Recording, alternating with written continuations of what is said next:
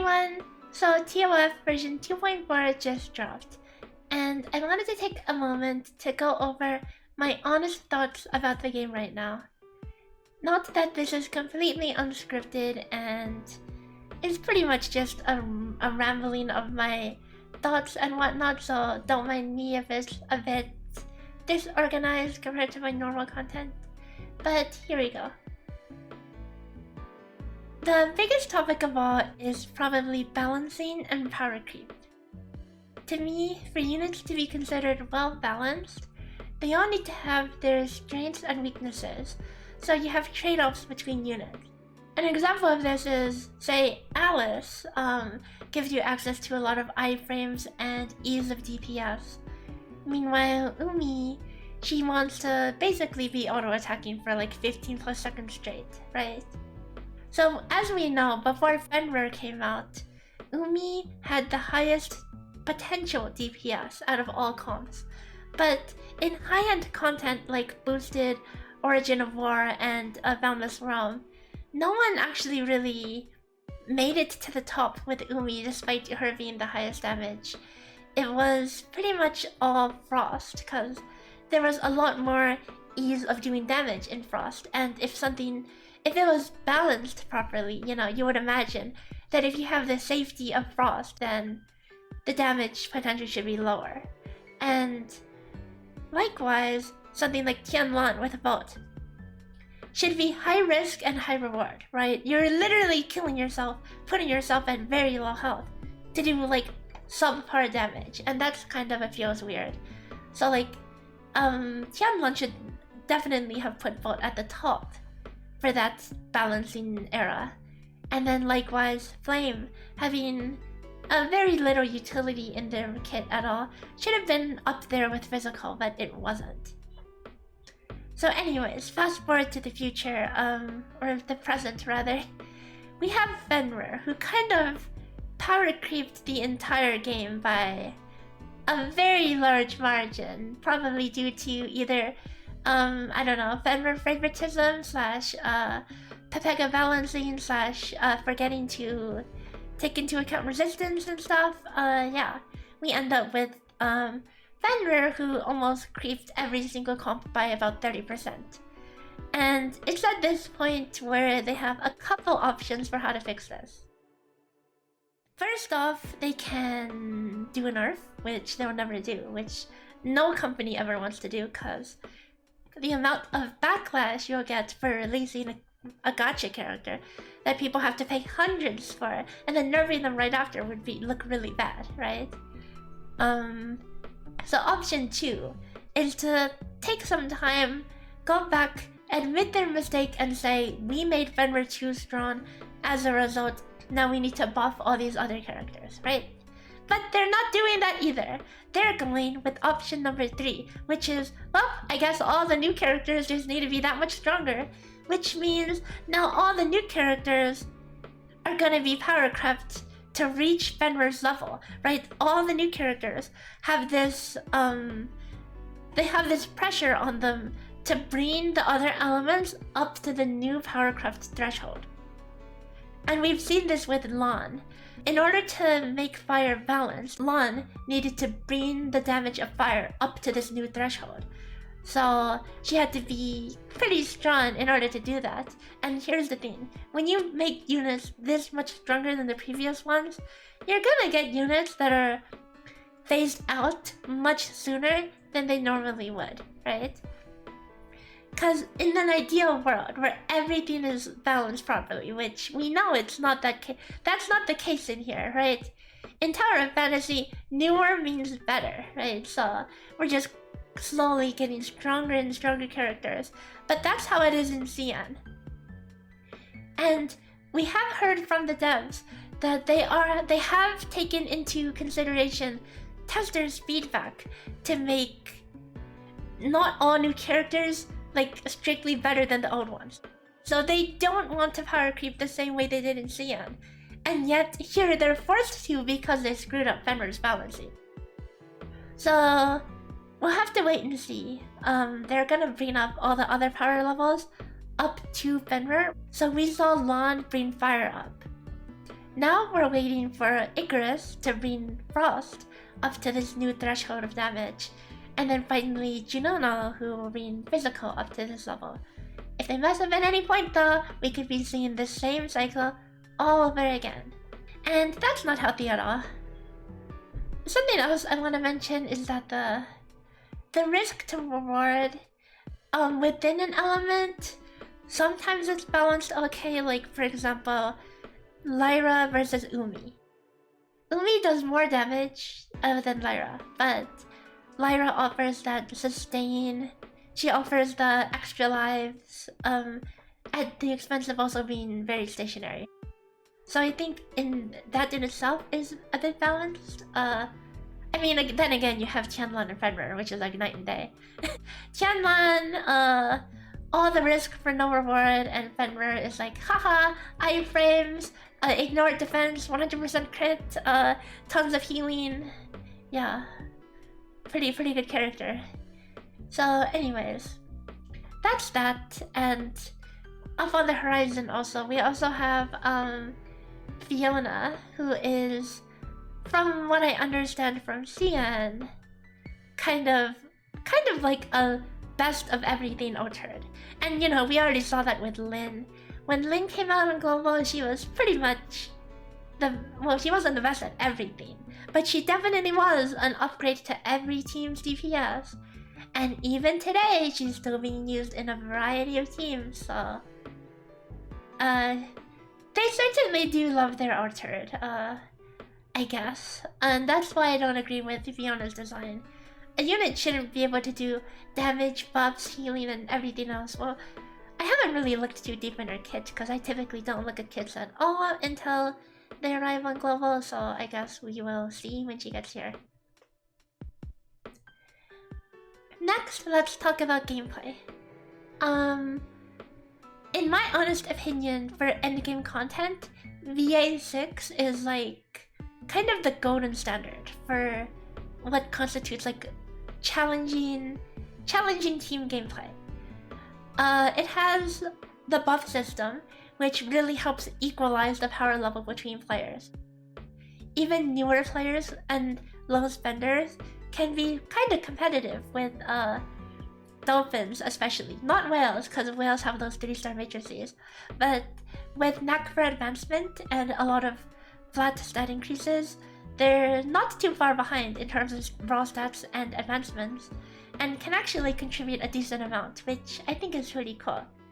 The difficulty of VA6 is not too hard, but not too easy. It's definitely something where you actually have to cooperate and have a plan before going, and I think that makes it one of the most enjoyable contents for me. Origin of War, I think, is totally the opposite of that. In fact, it's probably one of the least fun contents in my mind, right? There are several people who like the challenge of doing Origin of War at like 1500% or higher, and they like the satisfaction of overcoming such a challenge. But to me, this is just artificial difficulty. Literally, like the stats are inflated by 15 times what they normally are, and they deflate over time. Some people want to try to accomplish that challenge, which yes, I get it. That is a crazy challenge to accomplish, and if you do that, good for you. But a lot of players kind of, you know, they're in it just for the rewards. And if there's no additional reward or no point to do it at a higher difficulty when it's gonna deflate anyway, then what's the point, right? And because of that, there's little demand for like making any resources to help people understand the strategies of such content, when the probably best approach for most people is don't touch that content at all, wait for like the last week and then do it. And to me that makes it kind of whatever. When raids came out, I think they were actually like decently, you kind of need to at least have some clue of what's going on, right? Especially for the Nemesis raid. But that was about it. After that, they've started going downhill, and they've been a joke ever since. They finally gave us a new one though, so that's good, but I will say that the mechanics on this new one kind of feel like whatever. To quote one of my new friends who I brought into this raid, there's like, they said, the game is just spamming me with instructions after instructions. I don't even have time to read it. Thanks for trying to help me, but it's not exactly helping. Yeah, that's pretty much what I think about the new raid. Kind of a questionable experience. Last but not least, let's talk about like the gameplay loop with joint operations. Joint operations, I feel like the new ones all feel a lot more tedious than the old ones did back in the day. And that could be due to a lot of things, right? It might be, I mean, obviously in the beginning of the game, we were much more excited to get gold gear. And the game was a lot more novel in general. And nowadays it's, you know, especially to people who've been around since the start, it's kind of their daily routine, maybe a bit tedious at this point. But it doesn't help that a lot of these new joint ops have pretty much annoying bosses that move around a lot, that become iframed a lot, that have stupid gimmicky mechanics that don't even mean anything. Example, Sadness Valley, boss keeps disappearing, making these stupid clones, making the stupid hand behind you that grabs you. That's kind of annoying, not fun at all. Not actually difficult. It's actually pretty hard to die in that boss, even on as a new player. Then you have like the carnival party that has a stupid rhythm game part. That the first time I did it, I'm like, hey, this is pretty cool. But then like every other time after, I realized this is the stupidest crap ever.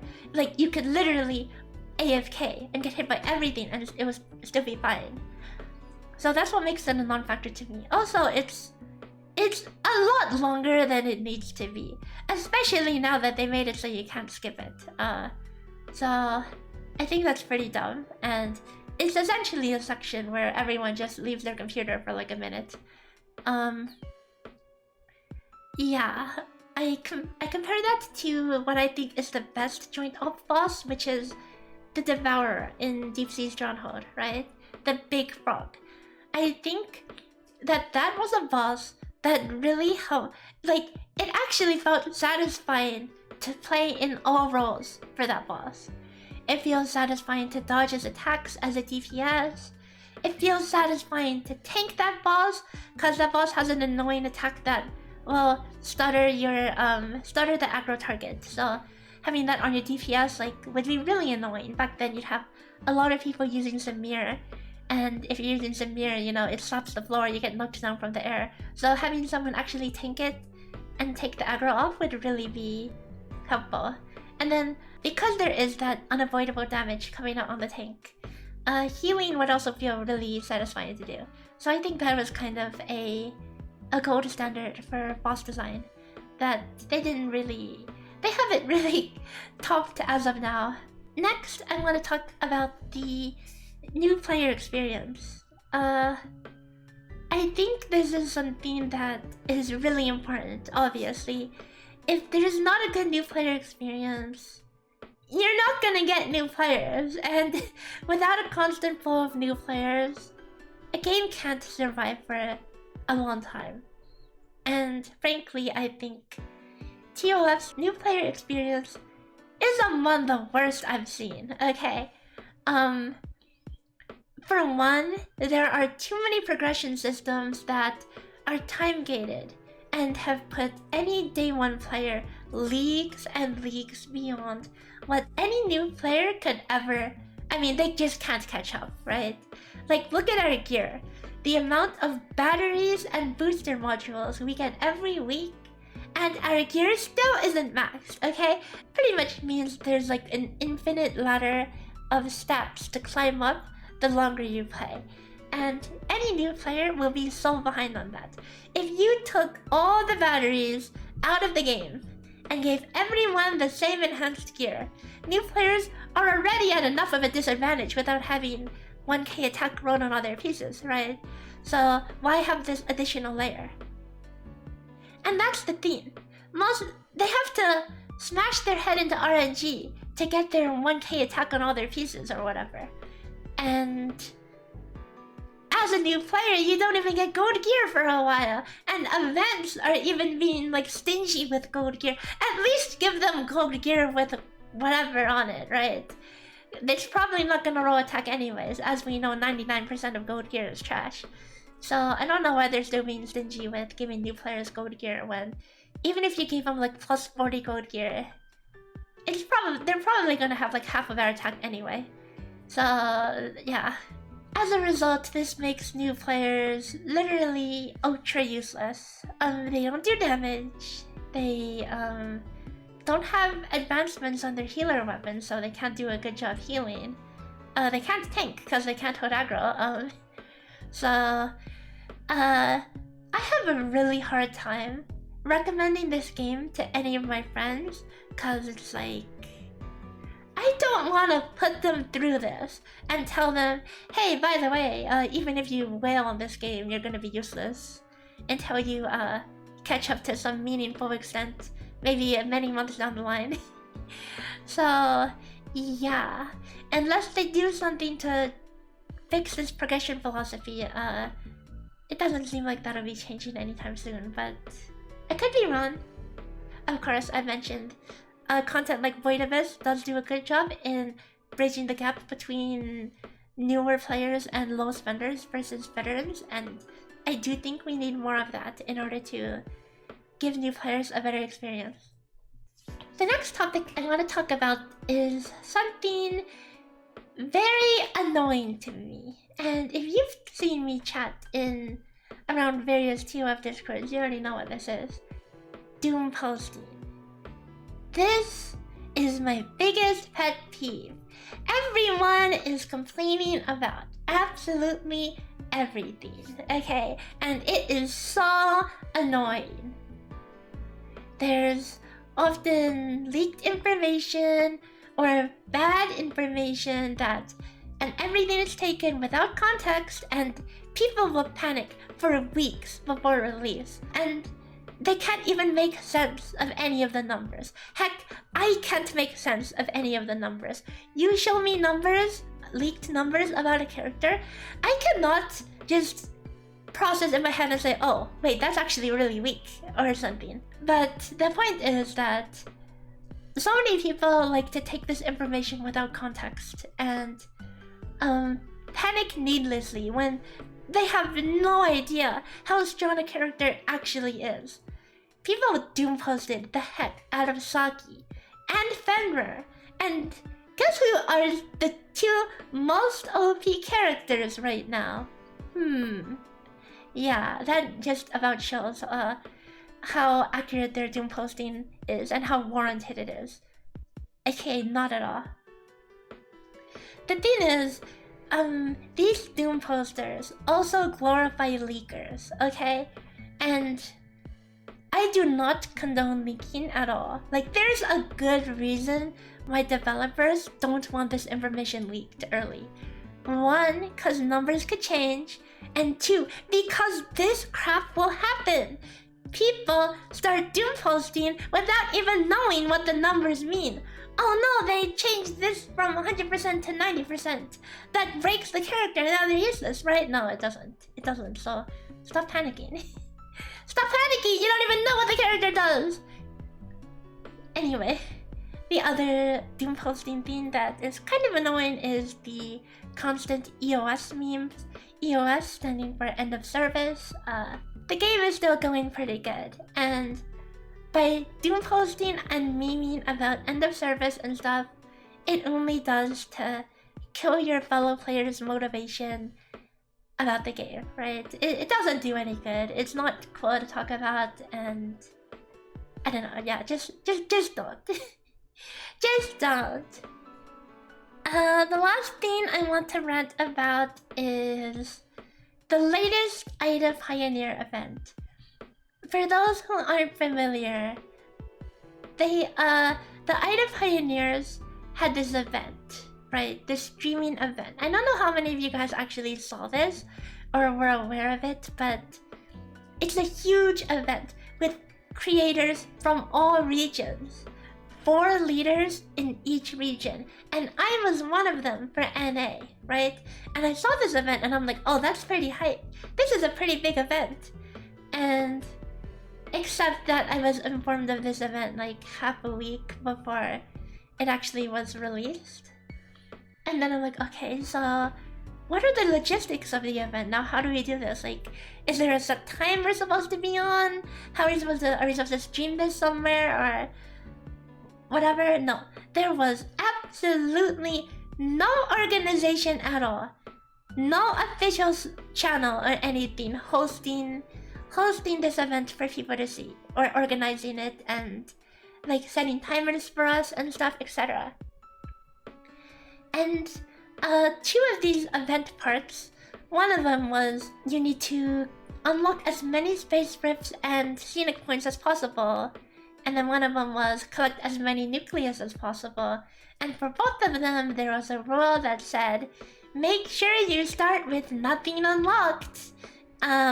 So yeah, I logged in on 2.4 patch day. I'm like, yeah, new version, let's go, let's play all this new content. Oh, wait a second, I have to not play until the weekend for the event. So I didn't play the new content for 3 days until the day of the event, where I expected some organization to be done, but apparently there was none. So I end up just streaming on my own. Going to Google and searching online timer and running a timer as I swim around and grab space ribs right by myself while my teammates are either sleeping or playing other games or not streaming at all. I was doing my part of the event. We pretty much all did it individually. And some people were asking on stream and saying, what the heck is a timer for? What are you speedrunning? Because no one knows what the heck this event is. Okay, people don't know about this event. Heck, the creators don't know about the event. The devs don't know about the event. No one knows what's going on. It was so scuffed. Oh, let's not forget that there is also a world boss killing part of the event, where you and your team kill a world boss together as fast as possible. Now, what's the problem with that? In order to kill something together, you kinda need to be on the same server. And you think they prepared us some special event characters to log into? Nope, they just assumed we were all on the same server. So with 2 days to go until the event, I'm like, wait, so how does this work? Wait, do I need to borrow an account or something, or transfer? And they're like, wait, transfers aren't free. I'm like, no, and I would have to like leave my crew as well, and I kind of don't want to do that. And so I'm pretty much given a day to find someone off the street and say, hey, can I borrow your Solar's account? And by the way, you have to make no progress in 2.4 for the first 2 days so I can actually do the event. And yeah, I couldn't find anyone willing to do that on such short notice. And I think that was really scuffed how we even had to do that. And guess what? We never organized a time to kill that world boss at the end of the day. Cause nobody cared enough. And a comment I made on my stream was, I wouldn't be surprised if 80% of these creators didn't participate. But guess what? A lot of other regions apparently took this event seriously. They had an organized official channel stream their event with all the creators on at the same time, with perspectives from all the streamers.